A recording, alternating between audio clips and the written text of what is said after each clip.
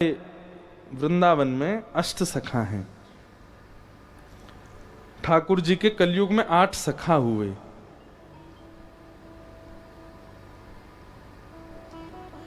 अब जिन लोगों ने हमारी कथा पहले सुनी उनको तो अष्ट सखाओं के बारे में पता होगा, और जो पहली बार सुन रहे हैं उनको नहीं पता होगा।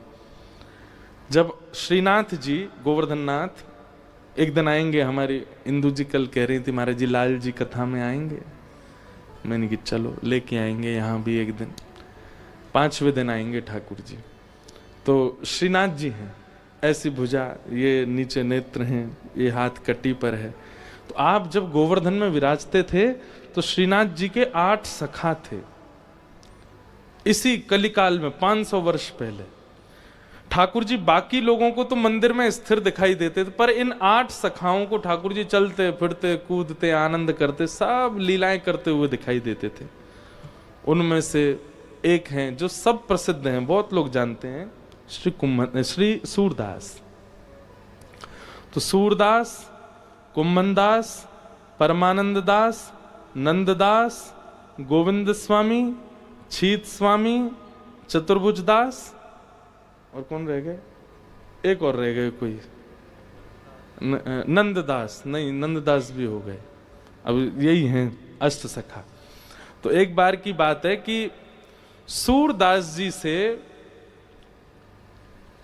नंददास जी को थोड़ी सी प्रतिस्पर्धा हो गई।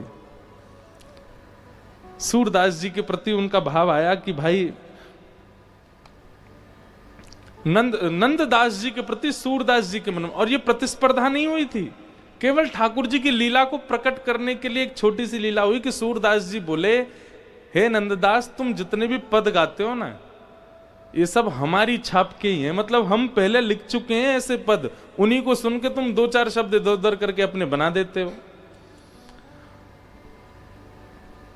तो नंददास जी बोले, प्रभु आप हमसे बहुत सीनियर हैं, हमसे बड़े हैं, आप ऐसा तो भाव मत कहिए, हमको जो लीला दिखती है हम वैसे पद गाते हैं। तो सूरदास जी ने उनको चैलेंज किया कि तुम कोई ऐसा पद लिख करके दिखाओ जिस पद पर हम कुछ ना टीका टिप्पणी कर सकें, तो हम मानेंगे कि तुम हमसे भी श्रेष्ठ कवि हो। तो नंददास जी बोले, देखिए हमें आपसे श्रेष्ठ कवि बनने की कोई इच्छा नहीं है, हम आपसे श्रेष्ठ बनना नहीं चाहते हैं, पर हां ठाकुर जी की भक्ति की बात है तो हम इस कंपटीशन में भाग तो लेंगे। हमें जीतना नहीं है आपसे, लेकिन हां लिखूंगा कुछ, क्योंकि आपके मन में जो ये भाव है कि हम कहीं आपकी नकल करते हैं, आपकी छाप लेके गा देते हैं, उस पर थोड़ा सा भाव तो लिखूंगा। तो अब ये कह तो आए, और जैसे लौट करके अपने घर आए तो बड़े परेशान हो गए। ठाकुर जी से कहने लगे, ठाकुर जी मैं कह तो आया हूं, लेकिन सूरदास जी से अच्छा तो कोई लिख ही नहीं सकता। और भाई सूरदास जी ने 1.25 लाख पद लिखे। कितने पद? 1.25 लाख। कोई कहीं से भी कुछ भी गावे, वो कहीं ना कहीं सूरदास जी से मिल ही जाएगा, इतने पद लिख रखे उन्होंने। मतलब ठाकुर जी के रस पक्ष का, वीर पक्ष का, कृपा पक्ष का, सब पक्षों को लिखा है, कोई पक्ष छोड़ा ही नहीं किसी के लिए। अब कोई कुछ भी लिखे उसमें छाप कहीं ना कहीं सूरदास जी के पद की कहीं ना कहीं से तो आ ही जाती है। नंददास जी बोले, ठाकुर जी मैं कह तो आया हूं उनसे, लेकिन मैं कुछ भी लिखूंगा वो कहीं ना कहीं सूरदास जी के किसी पद से तो मेल खा ही जाएगा, अब मैं क्या करूं।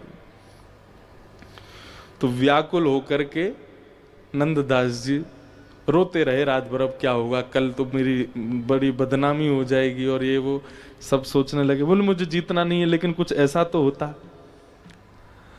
तो रात्रि में जब रोते रोते आप सो गए तो ठाकुर जी आए आपके कक्ष में, और आपकी कलम और किताब जहां रखी रहती थी ठाकुर जी ने उठाई, दिया जलायो, बढ़िया प्रकाश कियो, ठाकुर जी लेकर के ठाकुर जी स्वयं लिख रहे एक पद। वो इतना सुंदर पद है, वो पद मुझे मिल नहीं रहा है, मिलेगा मैं कल आपको सुनाऊंगा जरूर। ठाकुर जी ने अपने हाथ से पद लिखा, और वो ऐसी लीला लिख करके गए जो सूरदास जी के भी चित्त में कभी नहीं आई थी। ठाकुर जी की गौचारण लीला है, और गौचारण लीला में एक ऐसा भाव था जो सूरदास जी ने भी नहीं सोचा। अब ठाकुर जी रात भर बैठे लिख करके, और उस पद को नंददास जी की छाप, अंत में नंददास जी का नाम लिख दिया, और लिख करके ठाकुर जी प्रेम से उसको पधरा के चले गए। और सुबह नंददास जी उठे, बोले अब मैं क्या भाग जाता हूँ व्रत छोड़ के, क्योंकि रहूंगा तो वो आ जाएंगे मुझसे पूछने, हाँ भाई क्या लिखा तुमने। तो सब सामान समेटने लगे, वो किताब जिसमें पद लिखते थे वो उठाई, तो कलम बीच में रखी थी, जैसे ही खोल करके देखा तो एक नवीन रचना। और लेखनी, हर व्यक्ति अपनी लेखनी जानता है, लेखनी इतनी सुंदर कि एक एक अक्षर पर ही नेत्र टिक रहे हैं। जैसे उस पद को उन्होंने पढ़ा, एक अद्भुत भाव। ठाकुर जी गैया चराने जाते हैं, और जब ठाकुर जी गैया चराने, भाव सुन लीजिए, पद मुझे याद नहीं, भाव सुनो। ठाकुर जी गैया चराने जाते हैं, तो जब गैया चराने जाते हैं तो ठाकुर जी, गैया तो वन में विचरण कर रही है, कोई घास खा रही है, कोई जल पी रही है, कोई कहीं चल रही है। ठाकुर जी इतनी देर क्या करते हैं? तो ठाकुर जी कभी तो बंसी बजाने लगते हैं, कभी कुछ यशोदा मैया ने दिया तो पा लेते हैं, और फिर थोड़ी देर बाद ठाकुर जी पेड़ के नीचे लेटे रहते हैं, कभी लता पत्रों को उछालते रहते हैं। कोई फोन तो था नहीं ठाकुर जी कोई गेम खेल रहे, क्या करें? तो ठाकुर जी कौतुक करते हैं। कैसा कौतुक? थोड़ी घास निकाल करके अपने कानों के ऊपर डाल लेते हैं, अपने सुंदर सिर पर जो पाग है उसमें अलग अलग पत्ते पिरो लेते हैं, अपने हाथों में बेल होती है ना, जो बेल जो ऐसे चढ़ जाती है वृक्षों पर, उन बेलों को तोड़ करके अपने हाथों पर बांध लेते हैं, उन्हीं को अपनी कमर पर बांध लेते हैं। सुंदर सिर से लेकर के पैर तक सारे आभूषण उतार करके घास पत्ते बेल, इन्हीं से ठाकुर जी अपना वनमाली श्रृंगार करते हैं। और उस श्रृंगार को करने के बाद ठाकुर जी, एक श्रृंगी है ठाकुर जी की, जिसका नाद सुनते ही गैयाएं पूंछ उठा करके दौड़ती हैं ठाकुर जी के पास कि चलो गैया, नंद भवन वापस जावे को समय है गयो। तो आज ठाकुर जी ने दोपहर में ही वो श्रृंगी बजा दी, तो गैया सब पूंछ उठा उठा करके दौड़ी, बोले कि अभी तो समय भयो नहीं, ये लाला श्रृंगी क्यों बजा रहे हैं। और जैसे ही गोपियों ने आकर, जैसे ही गैयाओं ने आकर के ठाकुर जी को देखा, ठाकुर जी के यहाँ पत्ता पिरोए भये हैं, कानन के ऊपर घास लगी है, यहाँ पे बेल लगी है, कमर पे बांध रखी है, इतना सुंदर वनमाली भेष ठाकुर जी ने बना रखो है। तो गैयाएं इतनी प्रसन्न हो जाती हैं, बोले अच्छा तो लाला यूं कह रहे हैं बगीचा में मत चरो, मैंने सब अपने ऊपर डाल लियो, मुंह में ही चल लो। और सब गोपी दौड़कर, सब गैया दौड़ करके आई, कोई ठाकुर जी के कान के ऊपर चाट रही है। अब जैसी गैया चाटती है ठाकुर जी गुलगुली होती है, फिर ठाकुर जी इधर भागते हैं, फिर कोई गैया आगे से घेर लेती है, ठाकुर जी के इधर चाटती है। तो इस प्रकार ठाकुर जी अपना वन में गौ चराते हुए मन लगा रहे हैं। इस पद को ठाकुर जी ने लिखा। नंददास जी पहले तो बहुत रोए, उस भाव, बोली किसी के चित्त में आने वाला भाव ही नहीं है, कौन सोच सकता है ऐसा। सूरदास जी आ गए, और सूरदास जी जैसे ही आकर के बैठे, नंददास जी ने वो पद सुनाया। सूरदास जी कहते हैं, मैं अपनी कलम तोड़ दूंगा और अपने 1.25 लाख पदों को यमुना जी में प्रवाहित कर दूंगा। ये पद तुमने नहीं लिखा है, ये तुम्हारे चिंतन है ही नहीं। तो बोले आप बताओ किसने लिखा है? बोले ये किसी व्यक्ति की रचना नहीं है, ये स्वयं श्याम सुंदर ने लिखा है, स्वयं ठाकुर जी लिख करके गए। सूरदास जी ने नंददास जी को हृदय से लगा लिया।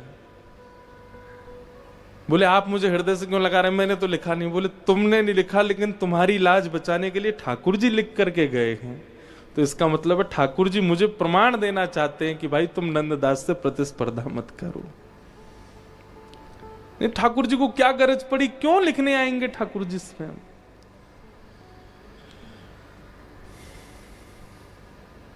अद्भुत। तो मात्सर्य दोष, इससे बचने का प्रयास कीजिए, ठाकुर जी को यह प्रिय नहीं है।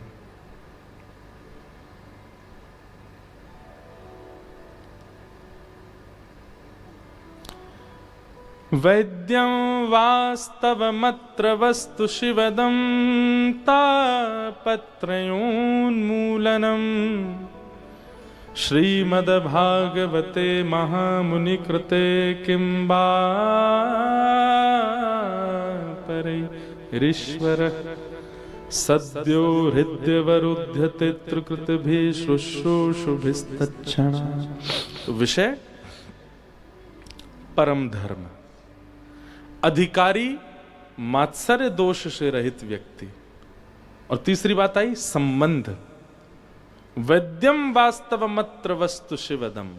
कल भी मैंने कहा था कि कथा का मूल उद्देश्य क्या होता है। ठाकुर जी आपको भगवान नहीं लगेंगे, ठाकुर जी नहीं लगेंगे, ठाकुर जी से आपका कोई संबंध स्थापित हो जाएगा। और आप जबरदस्ती आप मत मानना हमें तो ठाकुर जी लाला लगते हैं, हम तो लाला मानेंगे, नहीं, ऐसे नहीं। वो स्वयं बताएंगे कि वो आपको आपका क्या बनना चाहते हैं, वो आपको किस भाव में। क्यों फिर ऐसा होगा, राधा रमन जी जाओगे, राधा वल्लभ जी जाओगे, कहीं भी ठाकुर जी का विग्रह देखोगे, आपको वही संबंध में वो दिखा करेंगे। पूरी दुनिया उनको परमात्मा मान रही है, पर वो आपको भैया ही दिख रहे हैं। बोले मेरे भैया ही हैं, ये मेरे लाला ही हैं, ये मेरे प्रियतम ही हैं, ये मेरे सखा ही हैं। आपको उसी भाव में वो दिखने प्रारंभ हो जाएंगे हर जगह। संबंध। वैद्यम वास्तवमत्र वस्तु शिवदम तापत्रयोन्मूलनम। मीराबाई कहीं भी दर्शन करने जाती थी, चाहे जैसा श्रृंगार हो ठाकुर जी का, पर मीराबाई को सहरा में ही दिखते थे ठाकुर जी, दुल्हा दुल्हा के रूप में ही दिखते थे। और थोड़ी देर देखने के बाद मीराबाई चरणों को ही दिखती रहती थी, मुखमंडल ज्यादा देर देख ही नहीं पाती थी ठाकुर जी का। क्यों? प्रियतम है। संबंध ऐसे स्थापित होगा ठाकुर जी के साथ।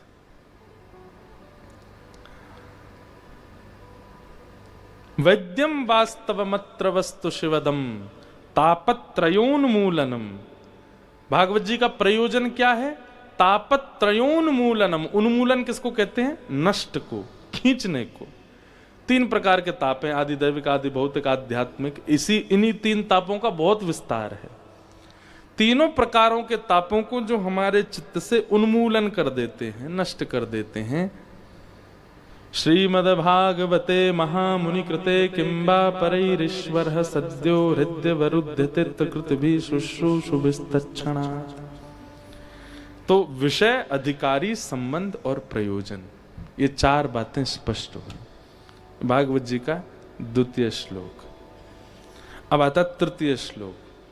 निगम कल्पतरोर्गलितं फलम् सुखमुखादमृतद्रवसंयुतं पिबत भागवतं रसमालयम् मुहुर्हो रसिका भुवि भावुकाः। पहला श्लोक देवताओं के लिए था, दूसरा श्लोक श्रोताओं के लिए था, और तीसरा श्लोक वक्ता के लिए। आप लोगों ने दूसरे श्लोक में अपनी भावनाएं, अब ये तीसरा हमारे लिए है। तीसरे में क्या कह रहे हैं? बोले निगम कल्प तरोर गलितम फलम। बोले तुम्हारे सामने क्या रखा है? बोले निगम कहते हैं वेद को, वेद रूपी कल्प वृक्ष का पका हुआ फल तुम्हारे सामने है। हे व्यास जी, हमको भागवत जी कह रहे हैं कि वेद रूपी कल्प वृक्ष का पका हुआ फल, मतलब ऋग्वेद, यजुर्वेद, सामवेद, अथर्ववेद, इन चारों का रस एक फल में है, और वो है श्रीमद् भागवत। यदि आप भागवत जी का श्रवण करते हैं तो ऋग, यजुर, शाम, अथर्व, चारों वेदों का रस आपको आ गया।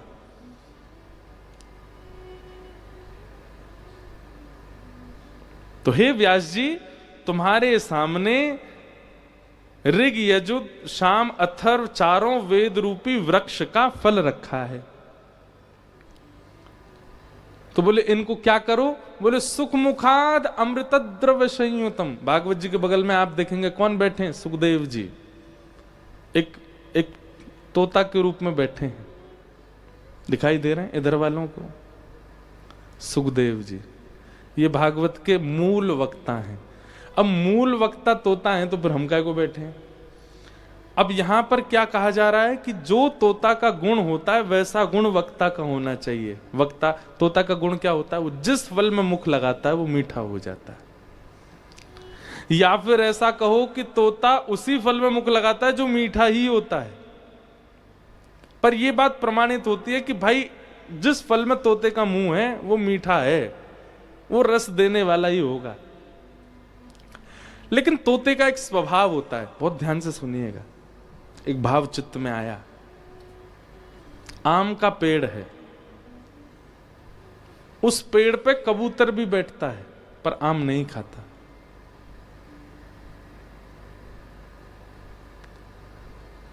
उस पेड़ पर चील भी बैठती है पर आम नहीं खाती। उस पेड़ पर बहुत सारे पक्षी बैठते हैं पर आम नहीं खाते। लेकिन उसी वृक्ष पर तोता बैठ जाए तो तोता बाहर मुख नहीं करेगा, भीतर की तरफ जाएगा, घने उस वन वृक्ष के भीतर जाएगा, अपनी दृष्टि से अच्छे वाले आम को ढूंढेगा और उस अच्छे वाले आम के पास जाकर के अपनी चोंच लगाएगा और उसके रस को पिएगा। कहने का अभिप्राय, ये व्यासपीठ एक वृक्ष है, यहां कबूतर बन के मत बैठो। कबूतर का स्वभाव क्या होता है, वो सदैव दूसरे कबूतर या कबूतरनी जो होती हैं उनको ही ढूंढता रहता है।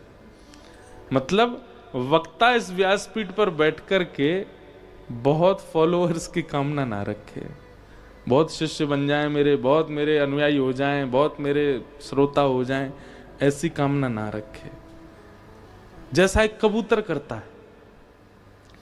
आम के वृक्ष पर एक चील भी बैठती है पर आम नहीं खाती। चील क्या करती है, मांस ढूंढती है, आम के वृक्ष का सहारा लेती है पर पेट की तपन बुझाने के लिए मांस ढूंढती है। मतलब वक्ता इस व्यासपीठ का सहारा ना ले अपने उदर भरण के लिए या अपने परिवार पोषण के लिए। ठीक है, एक दक्षिणा तो नियमित रूप से दी जाती है वक्ता को, पर वह दक्षिणा निश्चित या फिर वह ना हो तो मैं कथा ना कहूं, ऐसी भावना नहीं होनी चाहिए। चील बन के ना बैठे, कबूतर बन के ना बैठे, तो क्या बन के बैठे, बोले तोता बन के बैठे। बाकी की चीजों को नजरअंदाज कर दे, दक्षिणा को नजरअंदाज करे, लोगों को नजरअंदाज करे, सामने रखे हुए फल को देखे और तोते के भांति मुख लगावे, उसके रस को स्वयं भी लेवे और स्वयं लेकर के जितने लोग सामने बैठे उनको भी वह रस पिला दे। निगम कल्प तरोर गलितम फलम सुखमुखाद अमृतद्रव संयुतम पिबत भागवतम रसमालयम मुहुरहो रसिका भुवि भावुका।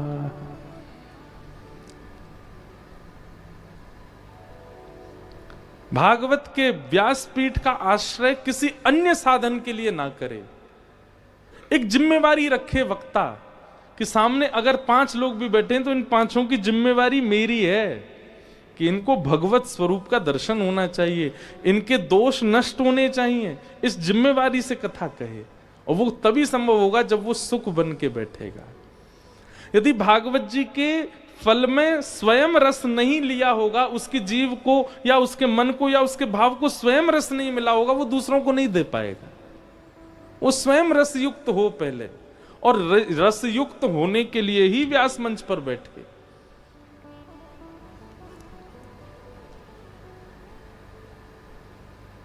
पिबत भागवतम रसमालयम मुहुरहो रसिका भुवि भावुका।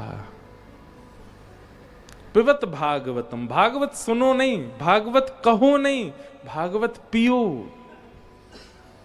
पिबत, यहां पीने का प्रयोग इसलिए किया गया कि पी हुई वस्तु असर दिखाती है।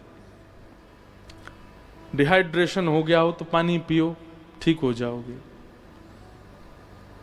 मदिरा पी लो, तुरंत आपकी चाल ढाली बता देगी पी के आए हो। दूध पी लो, छाछ पी लो, दही पी लो, लगातार पीते रहो, कुछ दिन में आपका जो शरीर है वो ये बता देगा हाँ भाई दूध पीते हो, बढ़िया। मतलब पी हुई वस्तु असर दिखाने लगती है, आपकी अंग प्रत्यंगों से ही दिखने लग जाता है कि आप कुछ सेवन करके आए हो। ठीक वैसे ही कथा आपके अंग से छलके प्रकट हो, दिखे, अनुभव हो जाए सामने वाले को कि कुछ तो है इनके पास। लोग बाग क्या करते, कथा तो सुनते हैं पर उनके अंग प्रत्यंगों से कभी अनुभव नहीं होता कि ये कभी सत्संगी भी रहे होंगे। आपके अंगों से, आपके व्यवहार से, आपकी चाल ढाल से सामने वाले को ये प्रस्तुत हो जाए कि नहीं आप सत्संगी हो।